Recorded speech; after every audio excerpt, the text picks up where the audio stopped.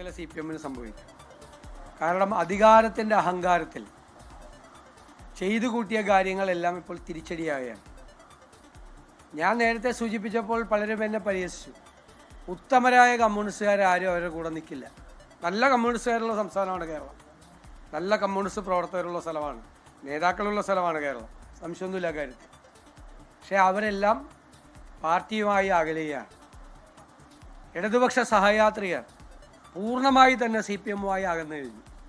പാർട്ടിയിലെ നല്ല ആളുകൾ, നല്ല നേതാക്കൾ, നല്ല മെമ്പർമാർ അവരിൽ നിന്ന് പോവുകയാണ്. കാരണം അവരുടെ ഇന്നത്തെ സംസ്കാരം എന്ന് പറയുന്നത് തീവ്ര വലതുപക്ഷ സംസ്കാരമാണ്. ഒരു കമ്മ്യൂണിസ്റ്റോ ഇല്ല, ഒരു ഇടതുപക്ഷവും ഇല്ല. സംഘപരിവാർ സഞ്ചരിക്കുന്ന അതേ വഴികളിലൂടെയാണ് കേരളത്തിലെ CPM സഞ്ചരിക്കുന്നത്. എല്ലാത്തിനോട് കോംപ്രമൈസ് ചെയ്യാണ്, എല്ലാത്തിനോട് കോംപ്രമൈസ് ചെയ്യാണ്, വർഗീയതയോട് കോംപ്രമൈസ് ചെയ്യാണ്, തീവ്ര വലതുപക്ഷവാദത്തോട് കോംപ്രമൈസ് ചെയ്യാണ്. ഇത് കമ്മ്യൂണിസ്റ്റ് പാർട്ടിയുടെ അടിത്തറ, CPM-ൻ്റെ അടിത്തറ കേരളത്തിൽ ഇളകിയിരിക്കുകയാണ്. അതിൻ്റെ ഏറ്റവും അവസാനത്തെ ഉദാഹരണമാണ് G. സുധാകരൻ്റെ ഇപ്പോഴത്തെ പുതിയ നിലപാടുകൾ. ഇതിനെ മറയ്ക്കാൻ വേണ്ടി സർക്കാരിനെതിരായിട്ടുള്ള അതിശക്തമായ വികാരം ജനങ്ങളുടെ ഇടയിൽ പ്രതിഫലിക്കുമ്പോൾ അത് മറയ്ക്കാൻ വേണ്ടി ഖജനാവിൽ നിന്ന് കോടികൾ എടുത്തുകൊണ്ടുള്ള പ്രചരണങ്ങളാണ് നടത്തുന്നത്. കേരളം ഭരിച്ച ഒരു സർക്കാരും ഖജനാവ് ഇങ്ങനെ കൊള്ളയടിച്ചുകൊണ്ട് തെരഞ്ഞെടുപ്പ് പ്രചരണം നടത്തിയിട്ടില്ല. ഈ ഗവൺമെൻറ് ഇപ്പോൾ മുഖ്യമന്ത്രിയുടെ PR-ന് വേണ്ടി തന്നെ കോടികളാണ് ഖജനാവിൽ നിന്ന് എടുക്കുന്നത്. തെരഞ്ഞെടുപ്പാകുമ്പോൾ തെരഞ്ഞെടുപ്പിന് നേതൃത്വം കൊടുക്കുന്ന നേതാക്കൾക്ക് അവരുടെ പ്രചരണം നടത്താൻ ഒരു തെറ്റുമില്ല. പക്ഷേ അത് സ്വന്തം പാർട്ടിയുടെ കയ്യിൽ നിന്ന് വേണം പണം എടുക്കാൻ വേണ്ടി. ഇത് ജനങ്ങൾ അടയ്ക്കുന്ന നികുതി പണം കൊണ്ടാണ് പിണറായി വിജയനും പിണറായി വിജയൻ്റെ നേതൃത്വം കൊടുക്കുന്ന CPM-ഉം പ്രചരണം നടത്തുന്നത്.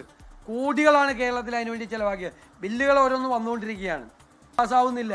5 മാസമായി 10 ലക്ഷം രൂപയ്ക്ക് മീതെയുള്ള ബില്ലുകൾ പാസ്സാകുന്നില്ല. 10 ലക്ഷം രൂപയ്ക്ക് താഴെയുള്ള പല ബില്ലുകളും വാങ്ങിച്ചു വയ്ക്കുകയാണ്. എല്ലാ ദിവസവും ധനകാര്യ വകുപ്പിലെ ഉത്തരവുകളാണ്. പണത്തിൻ്റെ നിയന്ത്രണം, പൈസ ഇല്ലാത്തതുകൊണ്ട് നിയന്ത്രണമാണ്. പക്ഷെ ഇതൊന്നും ആ ഗവൺമെൻറ്റിൻ്റെയോ മുഖ്യമന്ത്രിയുടെയോ PR പ്രചരണങ്ങളെ ബാധിക്കുന്നില്ല.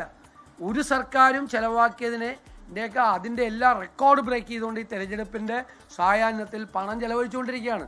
തെറ്റായ പ്രചരണമാണ് നടത്തിക്കൊണ്ടിരിക്കുന്നത്. 5 ലക്ഷം വീടുകൾ ലൈഫിൽ നടത്തി, അതാണ് ഒരു വലിയ പ്രചരണം. 10 കൊല്ലം കൊണ്ടാണ് 5 ലക്ഷം വീട് വെച്ചു എന്ന് പറയുന്നത്. ഉമ്മൻചാണ്ടി സർക്കാർ അന്ന് നിലവിലിരുന്ന 5 പദ്ധതികൾ കൊണ്ട് 5 വർഷം കൊണ്ട് 4,43,000 വീടുകൾ വെച്ചിട്ടുണ്ട്. നിയമസഭയിൽ ഈ മന്ത്രിമാർ തന്നെ തന്ന കണക്കുകളാണ്. അപ്പം 4,43,000 വീടുകൾ ഉമ്മൻചാണ്ടി സർക്കാർ വെച്ചു 5 കൊല്ലം കൊണ്ട്. അന്ന് പണി തുടങ്ങിയ വീടുകൾ ഉൾപ്പെടെയാണ്, അന്ന് പണി തുടങ്ങിയ കുറേ വീടുകൾ ഉൾപ്പെടെയാണ് ഇവരുടെ 10 വർഷത്തെ കണക്കാണ് 5 ലക്ഷം.